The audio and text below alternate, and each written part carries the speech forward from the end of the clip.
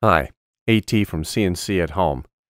We did some experiments burning on tempered glass, and I wanted to do plate glass as well. I had done a burn of the moon, and it hadn't turned out quite as expected. What I've done here is I went to the dollar store and picked up some 5x7 frames, took the glass out, painted black on one side, and I'm going to do some burn experiments, going to run the material test. Now that the laser is focused, we'll just get that set in the lower right hand or lower left hand corner and do a quick frame of the burn area. It's all on the glass. Let's start the burn. This first burn is going to be power on the vertical axis and speed, no, the other way around, speed on the vertical axis and power on the horizontal. So it goes from 200 to 2000 on the speed and from 10 up to 100% on the power.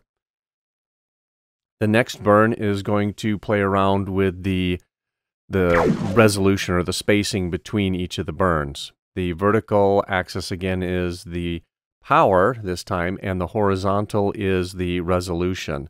It goes all the way from 0.073 up to 0.15 millimeters per line, as it were. The power setting for this is 600. As we can see here, there's quite a difference in effect on both the power and the speed setting. And the resolution, hard to see what's going on here.